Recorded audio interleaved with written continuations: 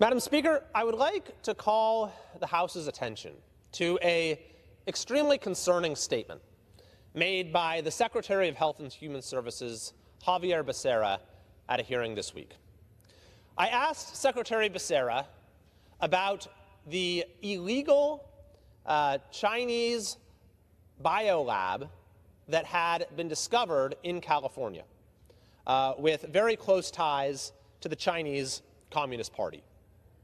This lab was discovered in Reedley, outside of Fresno, in 2022, or early last year, actually, and was discovered to have many dangerous pathogens that were labeled. Some were labeled in Mandarin, some were labeled in some code that was not decipherable.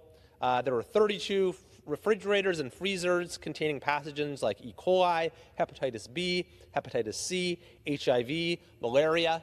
You had mice, about 1,000 of them, some of them dead by the time they were discovered, that were, by some reports, genetically engineered to carry the COVID-19 virus. At the time that this was discovered, I called for an investigation, and eventually the Select Committee on the Chinese Communist Party produced an incredibly disturbing report about how this lab had been set up by a gentleman named Jesse Zhu, who had come from China and ran several companies linked to the CCP. He had then gone to Canada, where he started a company designed specifically to steal American IP.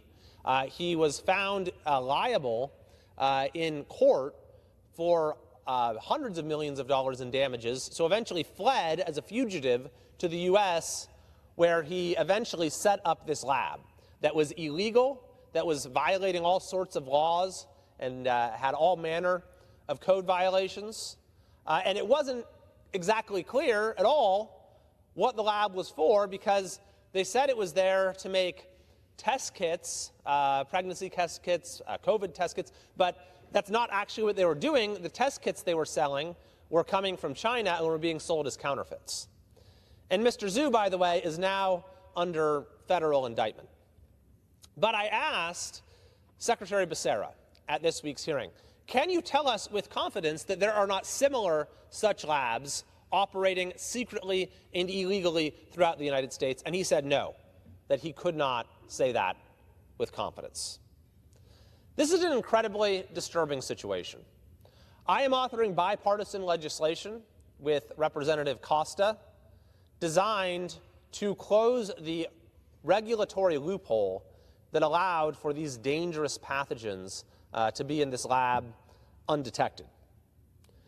I also have recently sent a letter to the director of the CDC, Mandy Cohen, which is under the jurisdiction of Secretary Becerra's Health and Human Services, because one of the truly disturbing parts of this story is that the CDC completely dropped the ball and ignored the situation long after it had been discovered.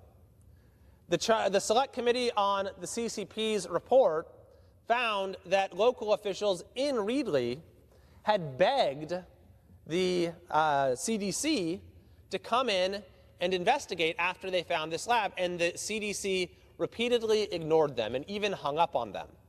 I've spoken with the city manager myself, and she said that their calls for help from both the federal government and the state were completely ignored, and it was only after Representative Costa, who represents that area, got involved that the CDC finally came to investigate.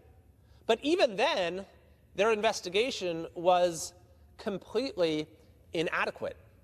Incredibly, they didn't test any of the actual samples. So some of these were labeled with, E. coli or hepatitis or whatever it was, and they just sort of assumed that that was accurate. Some of them were labeled in some indecipherable code. We don't know what is in there, and they didn't bother to test those. There was a refrigerator labeled Ebola that was found by local officials afterwards that completely escaped the CDC's notice. So I've sent a letter to Director Cohen asking for an explanation as to how it is that the CDC ignored and then failed to sufficiently investigate this danger to public health, with pathogens that the CDC itself cites as being of grave danger to human health and to communities? These are the questions that I've posed to Director Cohen. Why were local officials ignored by the CDC? Why were none of the unlabeled agents tested?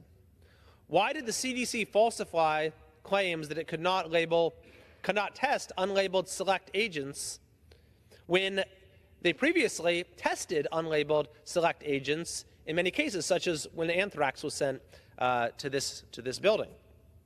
Why did the CDC order state officials not to test any samples themselves, even though this would result in an abatement order requiring all samples found in the lab to be destroyed?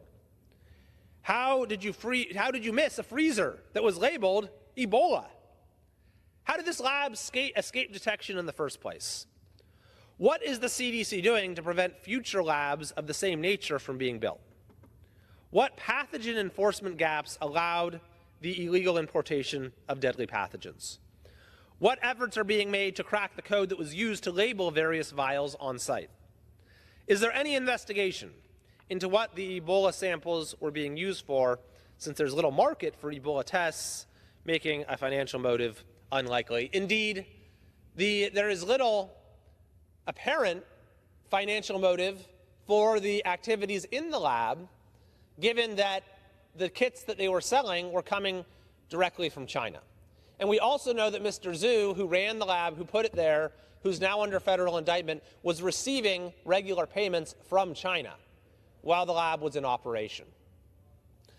So I would ask the director for a timely response to these questions, and I'm also urging my colleagues in the House to pass my legislation with Representative Costa so that we can do everything possible to get to the level where we have the confidence that Secretary Becerra, now by his own admission, lacks, and to say that there are no other CCP-linked illegal biolabs operating in this country.